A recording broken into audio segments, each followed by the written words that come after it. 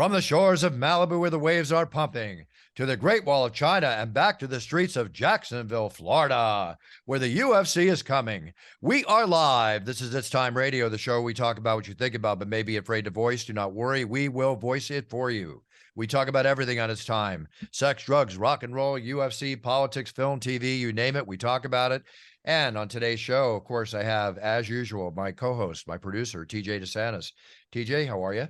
You threw me for a loop there when he said Jacksonville. I'm so used to Las Vegas these days. I know. I am so used to Las Vegas too. And as much as I love being in Jacksonville, I would rather go to Vegas because direct flight and Jacksonville is connector city. So, well, also our guest is in Jacksonville. Or wait, no, our guest is in Vegas. Where are you, Brendan? Vegas? Las Vegas. Yeah. Okay. Yeah, that's where I'm. There we you are. You find me in Vegas most times. Very cool. So aside from TJ DeSantis, we do have UFC commentator Brendan Fitzgerald. Brendan, how are you? I'm doing great, Bruce. Thanks very much for having me on your show. You got it. I see you got Fitz Nation in the background there. Is that your podcast? That's my podcast, and I'm recording one a little bit later today. So I just, flying the flag in the background. TJ's got UFC Fight Pass in the background. We're all part of the Galaxy of Stars. Galaxy of Stars, exactly. No, I like that very much. So, Brendan, first off, guys, happy Father's Day last weekend. Thank you. Yeah, thanks. I know you're each daddies, and I'm sure that all went well. So did you have a great Father's Day? It was a little hectic. When you have a 1-year-old, it's like the 1-year-old doesn't really know it's Father's Day, so he's just going to do his thing. Right, TJ? Oh. You can relate, right? When the kids are young, it's like, okay, it's celebrating dads, and I'm grateful for everything. But what I really wanted, it doesn't get any better. I have a 12-year-old. He doesn't care that it's Father's Day either. What I really wanted on Father's Day was a nap. And I couldn't quite get the length of nap that I wanted. But, it was a late night in the Apex the night before. It was a late one. So got home late. I guess it's part of the pleasure of being single, no kids. If that's a comparison to being a father and with kids, is I can take a nap whenever I want. Exactly. I was a little jealous of those who could take a nap on Father's Day. But you know what? A lot to love as well. I'm not going to lie. If I had a coupon for a nap, like an actual coupon that had to be honored for a nap, I would cash that thing in so quickly. Yeah. It was nice. Yeah, Bruce, pretty good, though. Your intro scared me a little, Bruce, because, I like to stay a little down the middle. Some people call me bland, but it's by design. So I won't really touch on politics. I won't really touch on sex, drugs, and rock and roll. But, I'm happy to be with you.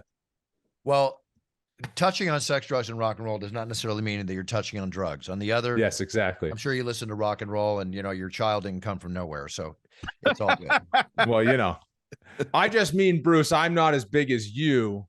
You have the golden ticket, my friend. I feel like you are quite a guy in this world of mixed martial arts and beyond, of course. So, Jeez, Brendan, happy happy to thank be you with very much. I appreciate that. Well, he's not wrong, Buff. The beyond goes everywhere. I remember like one of the first years I was working with Bruce, Brendan, he told me he couldn't do the show because he had to go to the World Series of beer pong.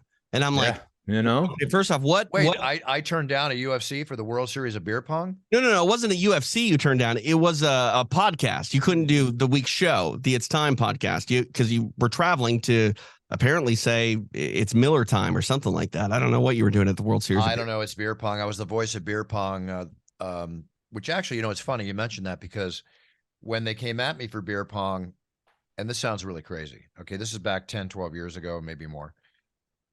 I had no idea what beer pong was. That sounds ridiculous. I know, but was beer pong a thing when you were in college, Brendan? Oh yeah, for sure.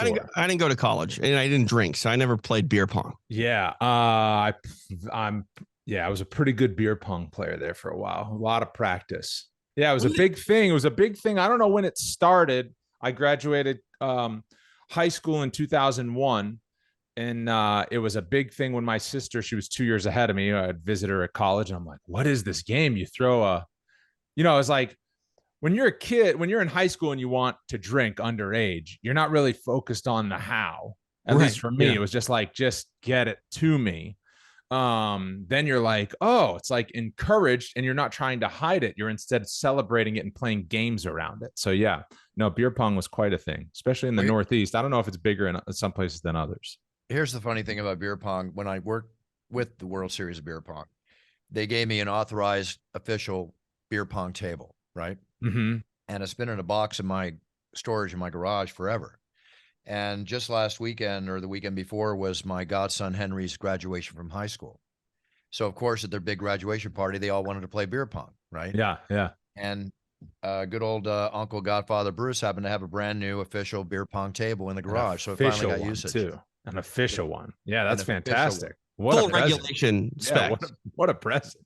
We used to just take the door off the closet, prop Man, it up. you got a Sometimes. closet? Dang. Well, sometimes, you know. Right. Well, that's roughing it. That's good. That's good. So, Brendan, let me say on the UFC, you know, you're commentating shows, you're active, you're in octagon interviews, doing elsewhere around there. With all the shows that Dana White has on, you know, Contender Series and slap fights and all this kind of stuff, are you doing any other shows?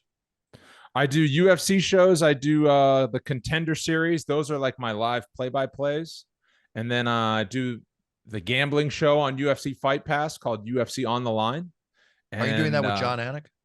No, that one is with Yanni the Greek and Nick Kalikis. So that's like me as the host in our UFC studio. And then Yanni and Nick are like gambling experts. And so they give out picks for each of the big pay-per-view cards and stuff like that. So that's based here in Vegas. And we've been doing that since 2018, late 2018, we started doing it. And then what else do I do? UFC Breakdown is a newer show that we started doing last summer, which has gotten a lot of positive feedback, in no part to me, but I have to say the crew is amazing. And like Saif Saud is the coach that's mostly the analyst. And sometimes Alan Joban has done it, but that's like just nerding out on the X's and O's of the big fights. So Saif Saud is just so good at that. It's, you know, what John Gooden and Dan Hardy did it, called Inside the Octagon. And then, right. you know, it's the reiteration of that. But yeah, you know, I stay busy. I stay as busy as I can. No, you're very busy. That's for sure. You know, you talk about gambling. One of the stories in the news this week, you know how people always play the same lottery combo numbers forever? Yeah. Don't stop doing that. This one guy, he's been playing $4 tickets forever, right? For like 10 years. And his numbers finally paid off. He won $50,000. I wonder statistically if it makes more sense to stick with the same numbers or if it's like the same odds if you just do like the quick picks.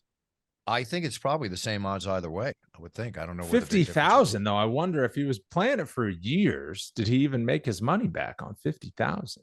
Well, if you play 10 years, just do, that's interesting. Probably not. I mean, you know, it's like, you know, you want to win that 150 million. Right. So would you play that lottery once a week? Generally those, it depends. Does it say what lottery he won? Because there's a Powerball. Maryland's lottery. Yeah, but that doesn't. There's daily like drawings or what it is. Yeah. Because like say the Mega Millions. Let's just say he plays once a week.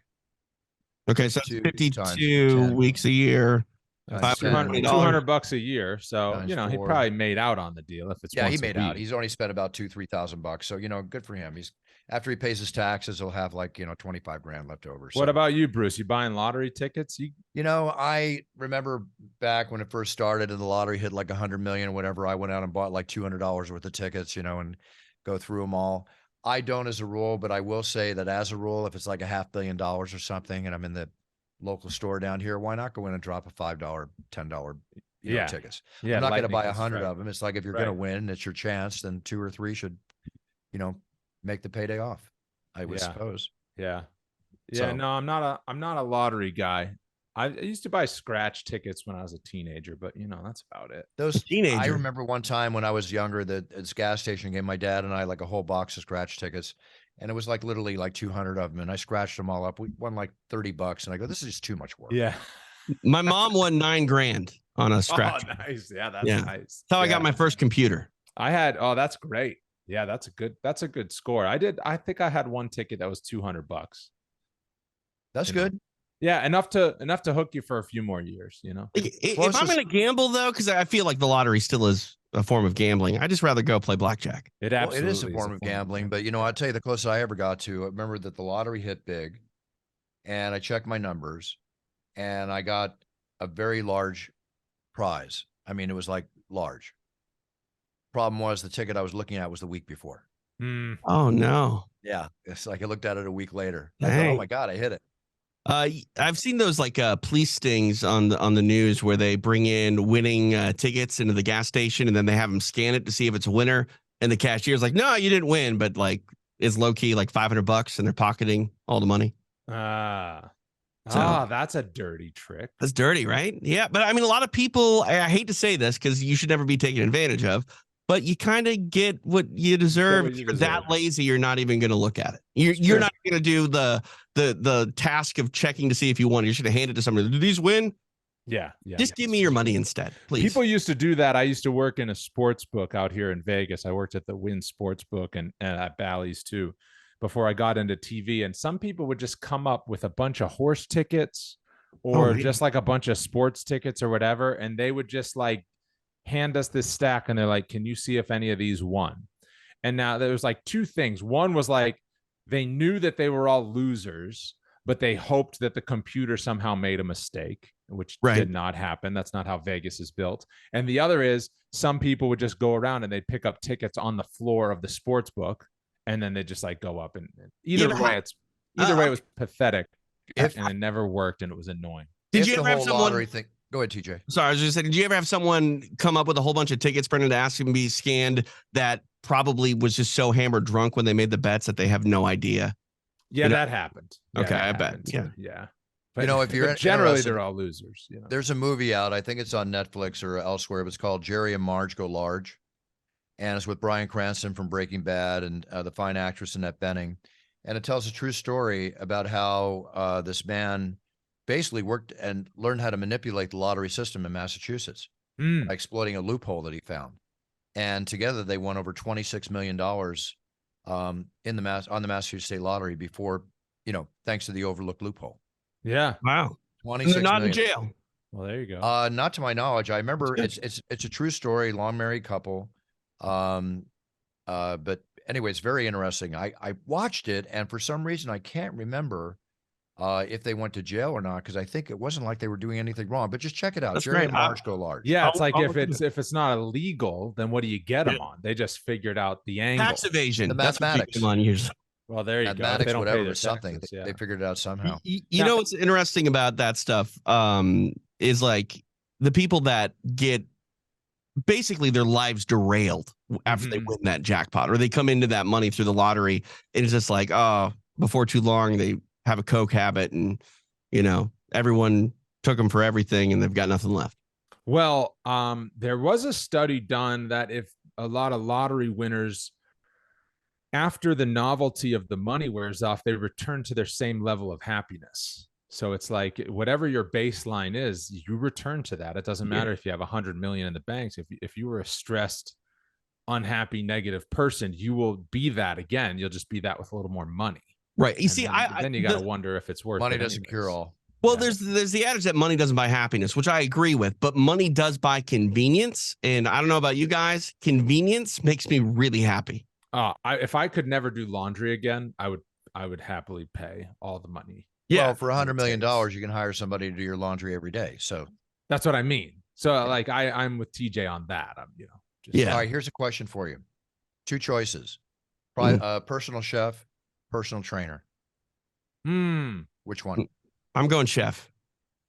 Yeah, I'd probably go chef too. Because if you go the chef route, at least for me who just needs to lose weight, I don't care about getting tone or anything like that, improving my cardio. The personal chef can take care of a lot of the dietary stuff. The other thing is you can also get a lot of workout resources, like so you can use an app or follow a program. But you can get one of those meal services, but if they send it to you and you got to cook it, like I would rather work out than cook. I guess that's kind of it's that convenience thing too. You got a chef, they're probably gonna do their own dishes. And I like to cook, but it's just like if I didn't have to every day for everything that I ate, then I wouldn't.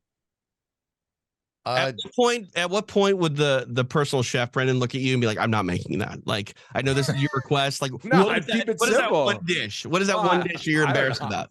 Oh, I'd keep it simple. I don't know. I'm not really embarrassed by anything that I eat. I guess the biggest thing is like I'm kind of plant-based, vegan style diet, if you want. So that's the big. Well, hang on. In the last handful of years, but kind of plant-based vegan or plant-based and vegan. So like 98% ish. But if it's Wow. like, like if I'm at the Apex after a show and they order a bunch of pizza and it's like sitting there and I'm hungry, I'll have a piece of pizza. I'm not on my Well, put it principle this enough way. where I'll send it back, We finish those late shows.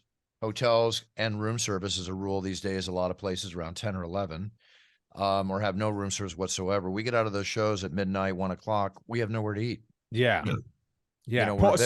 So I'm grabbing one of those sandwiches too when I can. Right, exactly. And then like the last 2 shows on the road I did was Kansas City and San Antonio, and both of them was kind of late when we're getting out of there. And so on the way back to the hotel, I just Uber Eats like a bunch of Papa John's pizza for everybody that was hungry. And so, that's not exactly a vegan dish, but I ate it. See, that's the difference between a UFC play-by-play guy's wallet and a regional MMA play-by-play guy's wallet. He orders Papa John's for everyone. I order Papa John's and it sits by my door, and I get back to my hotel room and I slip that thing and eat it all by myself. Well, yeah, make no mistake. I mean, if I have when we're on the road, right? And we can use, I'm a full-time UFC employee, so I got the UFC expense card and I'm feeding other UFC people. So it's okay. Nice. Letting the cat out of the bag. I like that. Yeah, yeah, right. That's what the show's for, right, Bruce? Yeah, of course. Absolutely. So while we're on the subject of cat out of the bag, couple things here in the current events that occurred in the last week, kind of really weird. First off, this is not weird. This is horrible. You ever go to the Grand Canyon? I've never been. It's on the bucket list though. Yeah. Well, they have the Grand Canyon Skywalk, 4,000 feet. Oh yeah. What is it? A 33-year-old man fell off the skywalk to his death at the Grand Canyon. Is this like a bridge? No, it's a big horseshoe-shaped thing, TJ. It hangs off the edge, so you don't just stand on the edge of the Grand Canyon and look out. Now you can walk, and it's got a glass bottom, right, Bruce? Yeah. It's like this big U-shaped thing, and it goes off the edge of the canyon, so you can like walk out and look down. And it's like, I don't know if I would do that, to be honest, but I think it's off the north rim of the canyon. He died, Bruce? I wouldn't do it because I have a fear of heights. I mean, I've surfed big waves and I've done that and all, but I have a fear of heights, so I can't do that. You know what I hate to say, and this is certain heights, not all the time, but certain heights. This is where my mind goes. Like if I were to fall to my death, that long fall, I would just be thinking, but why did you do this? Like this was a dumb idea. Idiot. Like he must have like been messing around, because that glass or the railing, it's like probably up to most people's at least waist, if not chest. Right. And you would think if there was like a malfunction where it broke or something, I mean, I hate to be grim, but probably more than one person would have succumbed. It's just one of those things where it looks, I'm sure it's architecturally sound, but it looks like it shouldn't be, because it's not like there's a post off of the thing out there holding it up. It's just in the ground enough where it does connect and it just goes out there. It looks incredible, and I bet the view is crazy, but I think I would be nervous the whole time. I'm usually a daredevil type of guy, but I don't really like that sort of stuff. Yeah, I am too. But I mean, again, my fear of heights is like being on top of the Empire State Building and looking over the edge. Yeah, you wouldn't like that. I would feel like somebody's going to pick up my feet and throw me over. They'd have to pick you up like 9 feet and throw you over though, because there's a huge. What if there's like a fence though? That's what I mean. The fence is above your head. I'm okay with all that, but I'm not one that's going to stand on the edge of a cliff that's 4,000 feet up and go, top of the world, mom. Yeah.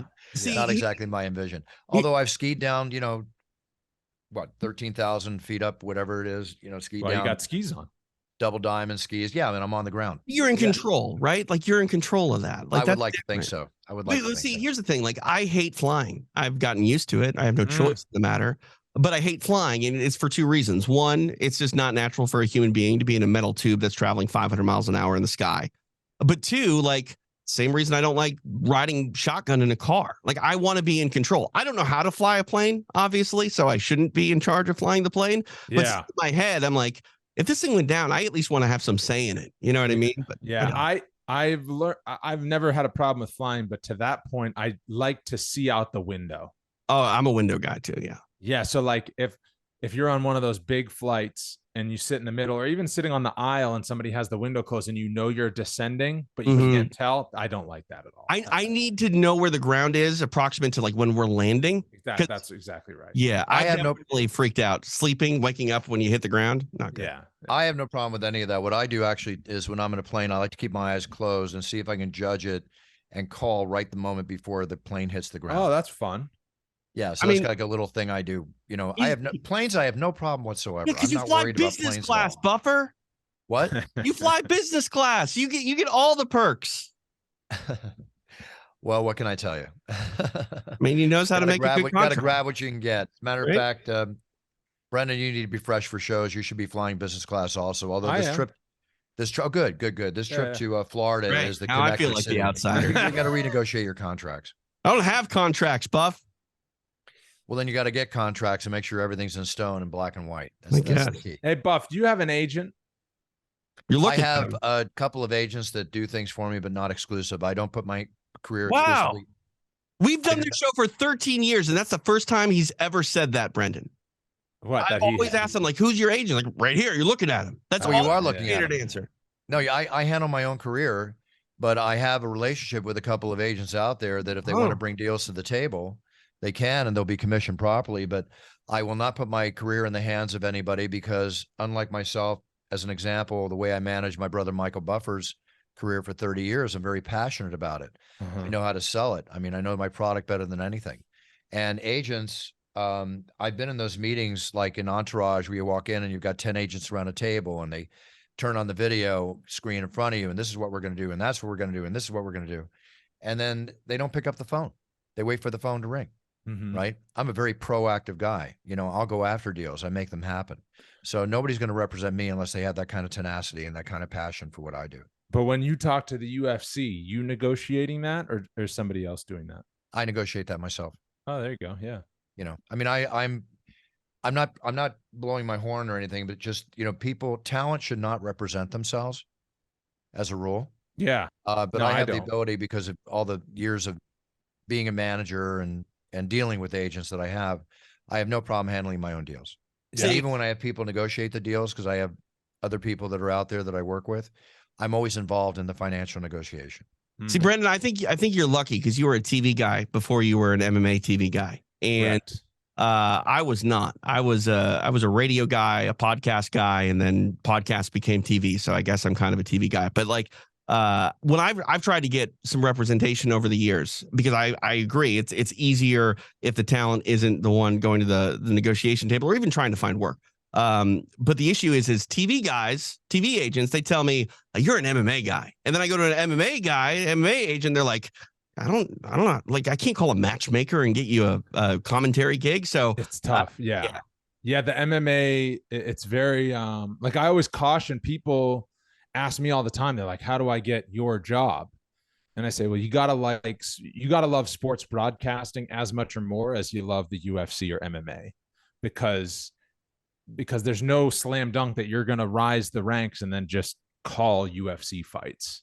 It's much more likely that you're going to have to wind this path and like cover high school football in like rural Nebraska. And you're going to have to be okay with that in hopes that one day you'll have the skills and the timing where the UFC is looking for somebody. For example, I've called MMA since 2004. Never called a UFC fight. You know what I mean? Yeah. It's a lot on timing and then like, I think, I don't know, it's beyond what it used to be. You know what I mean? Like Bruce, you got into it, what was it, 98? No, I got in my first UFC was 1996. I mean, it's like a whole different world now, you know. It went from spectacle to sport, you know, it's completely different. And what you're talking about is in the business, it's called reps. You need reps. Well, of course. To protect, you know, to perfect your craft. I mean, I look back at when I started in UFC at UFC 8 in Bayamon, Puerto Rico doing the prelims. And I'm just like, no. You know, I don't. It's just so far away from the way that I announced today. I think you're looking at UFC 100. You're different than you are today. Yeah, I would think so too. I mean, there's, you know, it's a pleasurable evolutionary process. You know, perfecting your craft. For example, Brendan, do you know what Bruce wanted to call this podcast when we started it back in 2008? No. Do you remember, Bruce? I don't. The Buffer Zone. And I'm like, it's not the Buffer Zone. No. It's time with Bruce Buffer. I agree with you there. And, you know, when I used the term buffer zone, when somebody caught video of me warming up before a main event, and I said, I'm just getting into the buffer zone. And suddenly that took off.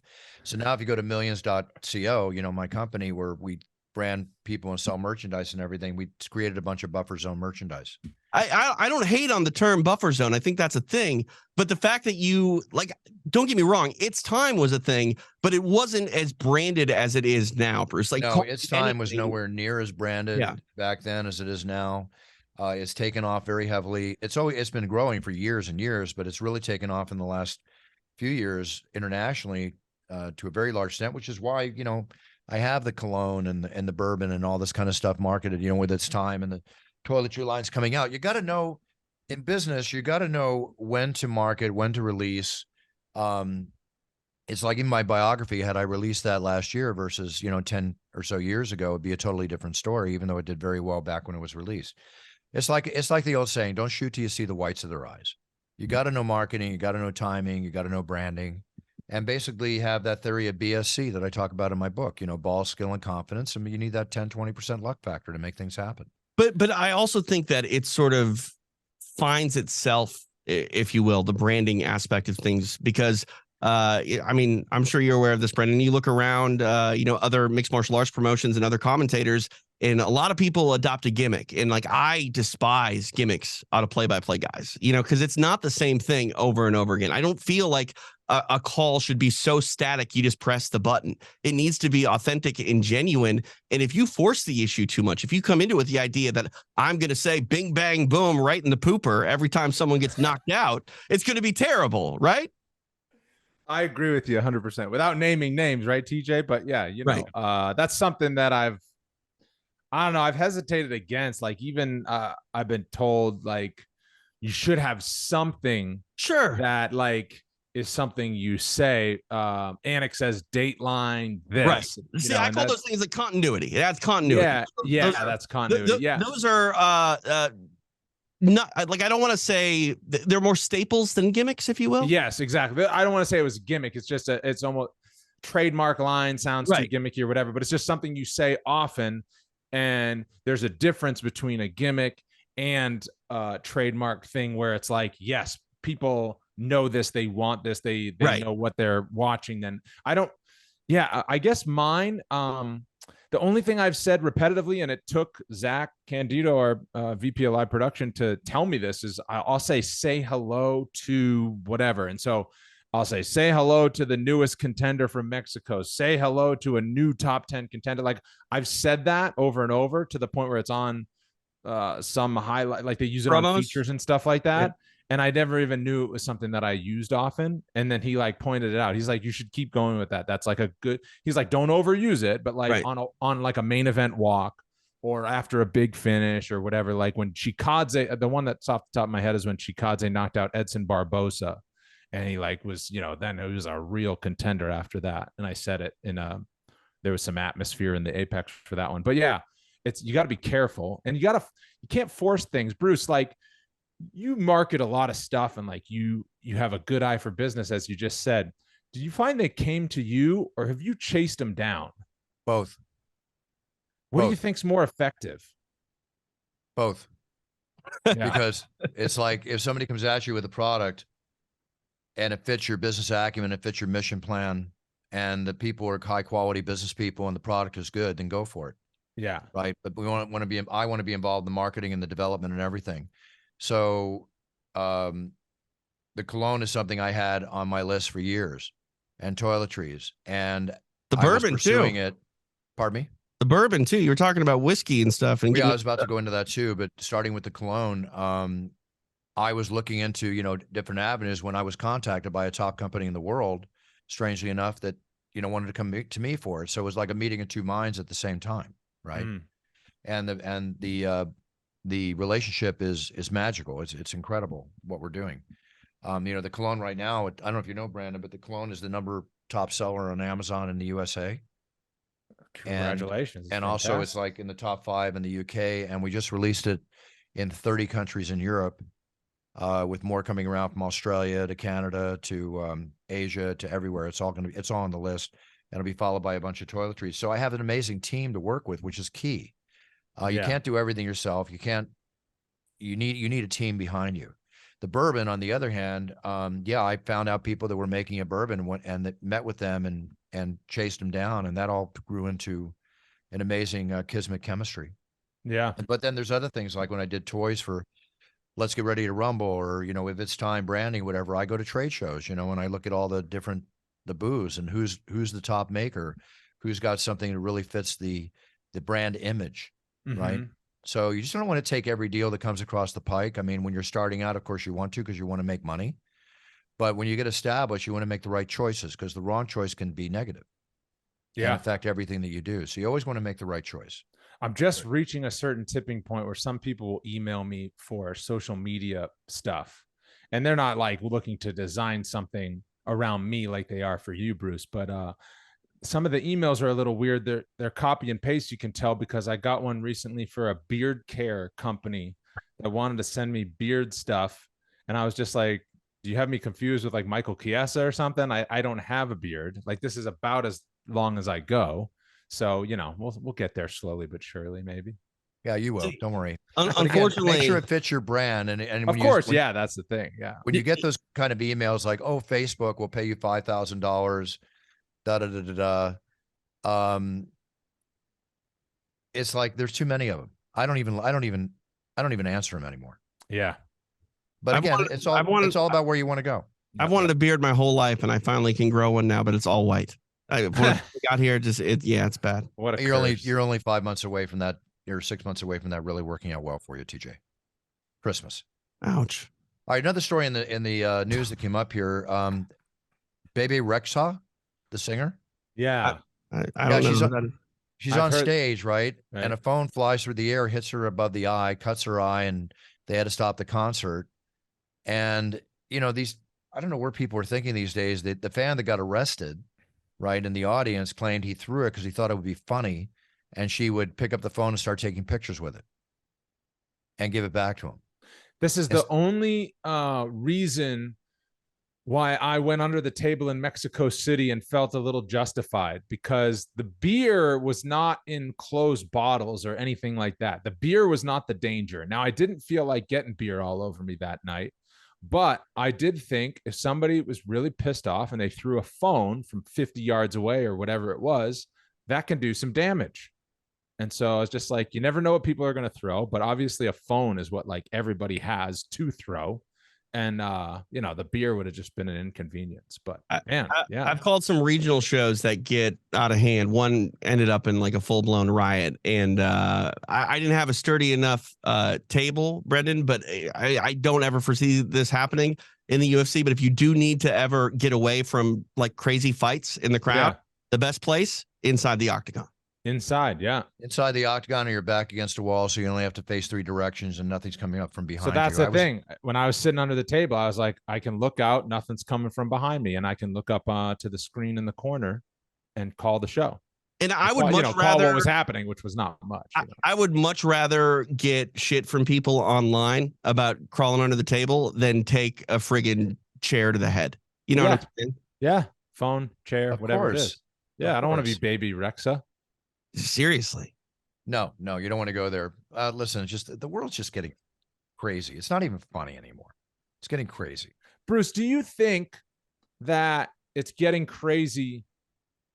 Like, I feel like people that are, you know, my age or your age were saying the same things in like the 80s when we were younger. When I'm 15, I feel like a 45-year-old dad of 2 was saying the world's just getting crazy. This is getting out of hand. And now we just fast forward, and now we're in this position. The radio is going to make the world go crazy. Television is going to make the world go crazy. Exactly. Yeah, I agree with you completely, because I used to think about, I would never have a generation gap. I would tell myself I would never have an issue. You know, when I used to listen to my dad at my age say certain things, I go, well, I won't be that way. You are. Now I embrace it. I know. It's like, I want the generation gap. I was in bed at 9:45 last night. I don't care. Oh, man, there's nothing wrong with going to bed before 10 a.m. Nothing wrong going to bed early unless you're supposed to go out and you're single and you're ready to mingle. Yeah, that's all I can tell you. Yeah. But I like going to bed at 10 o'clock too. Yeah. I like why I love, listen, my nights off when I'm relaxing, I love getting in bed, turning on the TV, chilling out, you know, little online poker, whatever, just to relax me. It's just nice. I love relaxing evenings at home. I used to be able to survive on like 4 hours of sleep. Now I need at least 7, or it's just, Yeah.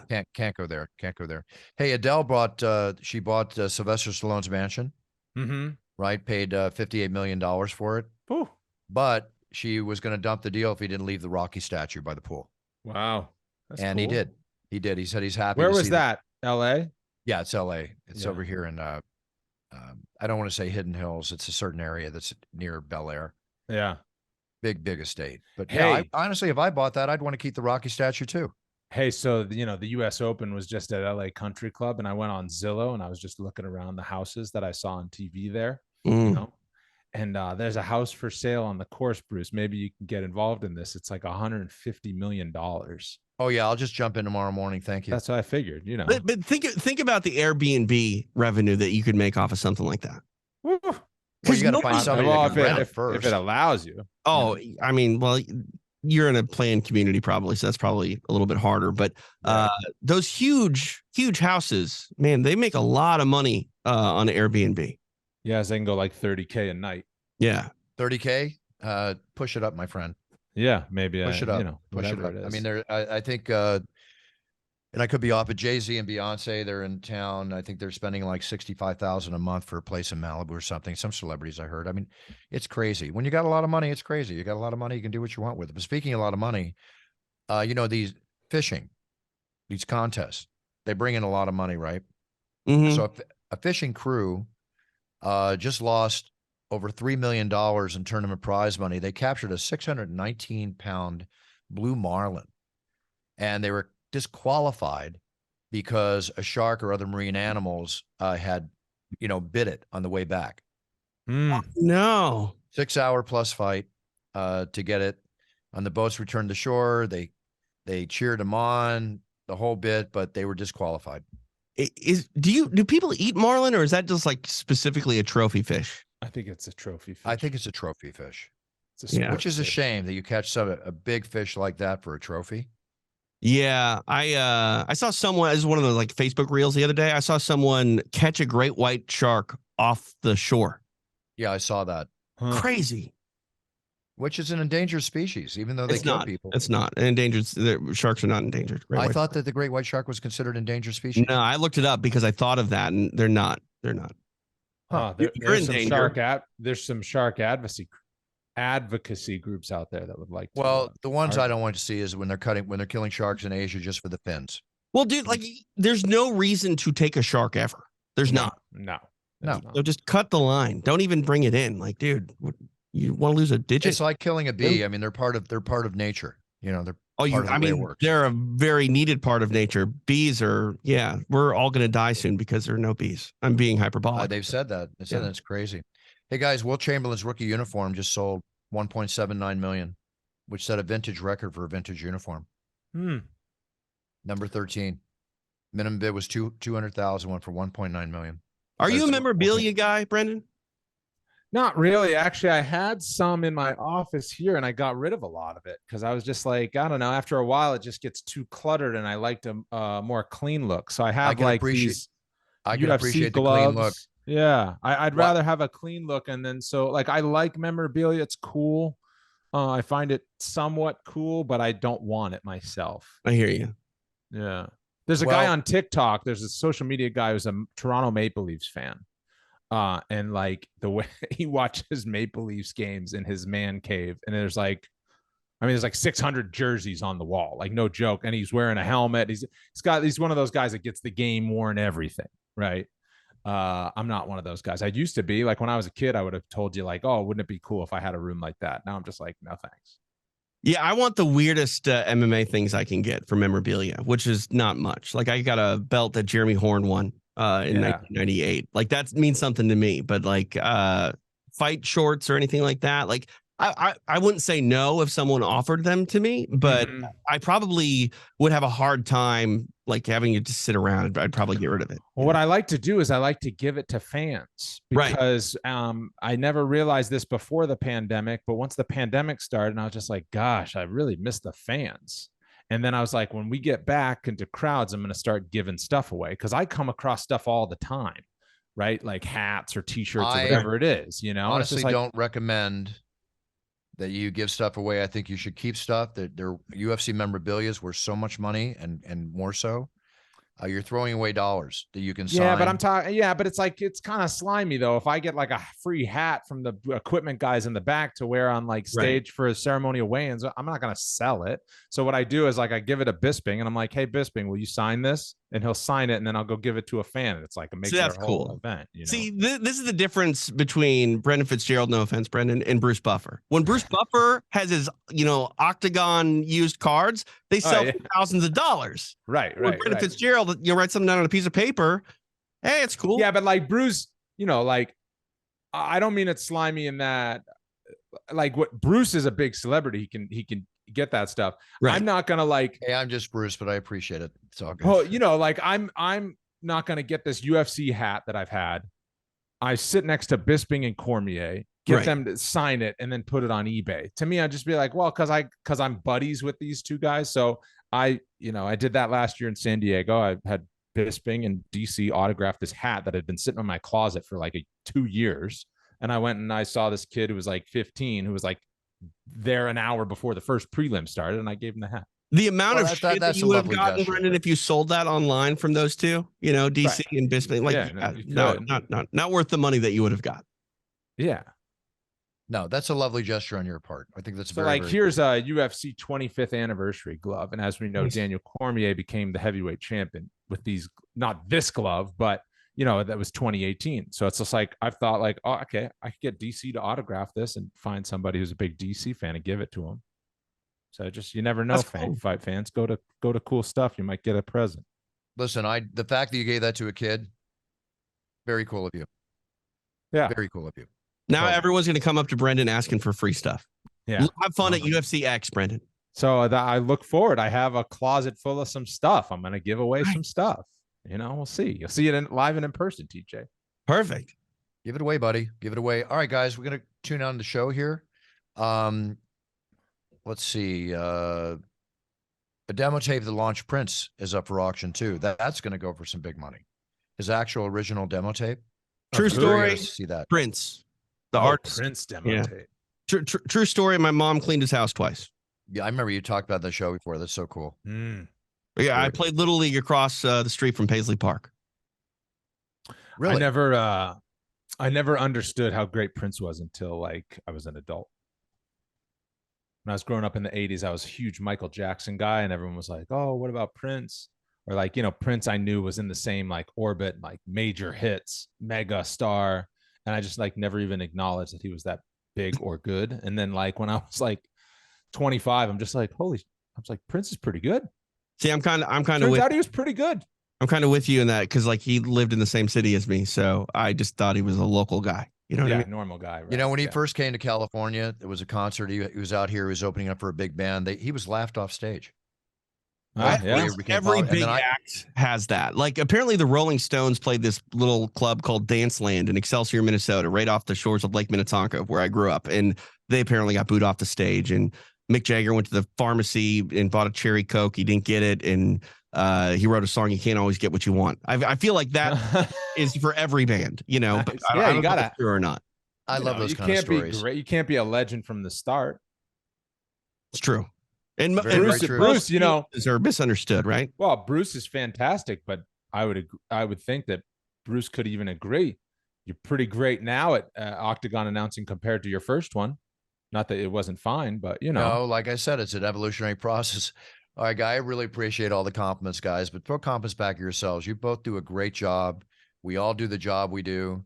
And I can't thank you enough for your kind words, but little pats on the back for you guys. You guys do great at what you do. What's the worst thing you've ever done, trying to be the best we can be. Biggest mistake on the air, Brendan? What is it? Gosh, I've been very lucky to not have some crazy embarrassing moment where I was just like, oh my goodness, I can't believe I did that. That's good. Yeah, like I just like kind of wasn't that good and then got better. That's all. I remember in 2007, I said, this fight hits the 30-second mark, officially making it the longest fart of Carlos Gonzalez's career. Yeah, I don't know if I've had one of those. That's the longest fart. I remember in Madison Square Garden calling the co-main event the main event. And then one time. That was a big laugh. And then what was the other? Oh, when there was two red bearded fighters in the octagon, I walked out and the submission happened so quickly. I didn't see who won. I was talking to the director, with the IFB in my ear. And then they called the fight. And I got in the octagon and I announced the wrong guy as the winner, and I had to change it in the end. Can I But tell you, I can still count the number of mistakes I've made pretty much on, Oh, major you know mistakes what? on I've had a bad one last year, but the thing is, my mistakes are not usually like, I don't realize they're mistakes until after. So last year, I think it was Austin, there was a new sponsor for a UFC show, and it was Mother's Polish Car Care. And I had never heard of Mother's Polish Car Care. And I don't really use the word polish on TV very much. But Jan Błachowicz and Joanna Jędrzejczyk are Polish, and I see that word a lot. So I said, UFC Fight Night is presented by Mother's Polish Car Care. And the I wouldn't even know that was a mistake. That's the thing. I didn't know it was a mistake until like a week later. I think Zach comes back. He's just like, did you say Mother's Polish Car Care on TV? Because obviously the Mother's Polish people weren't really a fan of that. Right. And then there was another car care company last year, I think same show, called McGuire's, but it was spelled very differently. It was Meguiers. And I called it Megiars or like Megiers or something like that. It's like, I'm Irish, but usually McGuire to me is Maguire or MCGWI, like Mark McGuire. Well, who wrote the copy? That's what I mean. So it's just like by Megiar's Car Care. So I got, in trouble for that. And then one time on TV, I did mention like Foster's beer because Megan Anderson won, and she's Australian, and she was doing a shoey. And so I said Foster's, and like, it was like, there's no other beer other than Modelo. You cannot acknowledge any other beer other than Modelo. And I was like, I should have known that. So those are my mistakes, but they're not cringe in the moment. They're cringe like, geez, after that. And that's the thing that they teach you in broadcasting the most. As long as you don't acknowledge it, most people won't even notice. Yeah, exactly. All right, guys, let's sign off. Again, the UFC Fight Night, Emmett versus Topuria, is coming up on Saturday in Jacksonville. It'll be on ABC, ESPN, the prelims, and ABC. So that's a big watch show. Got Josh Emmett, like I said, Ilia Topuria, Amanda Hebos, Macy Barber. Macy just fought recently, so good for her. She's in there. Austin Lane, Justin Taffa, Brendan Allen, Bruno Silva. That's a really good line. Magny's on the show, Randy Brown. Yeah, there's 14 fights. Looks pretty exciting. So see you from the Octagon on Saturday, barring any changes, which I doubt will be any. So TJ, Brendan, go ahead and let the audience know what's up, and then we're going to sign off. And I really appreciate your coming on the show, Brendan. Thanks, Bruce. Thanks for having me. Little known fact from everybody out there is that I was supposed to be on this show a while ago, and I had to bail at the last moment because I was having family, baby going nuts. So thanks for rolling with me on that one, Bruce. I apologize again, but always great to be with you. My podcast is called Fitz Nation. It's interviews with fighters and other people in the MMA world. And, it's on UFC Fight Pass. You find it on YouTube a little bit. We're all doing our thing. Sounds good. TJ? Extra Rounds broadcasting live from the Barrett-Jackson Automobile Auction coming up Thursday in Las Vegas. I'll be out there with, I think, Vanessa Demopoulos.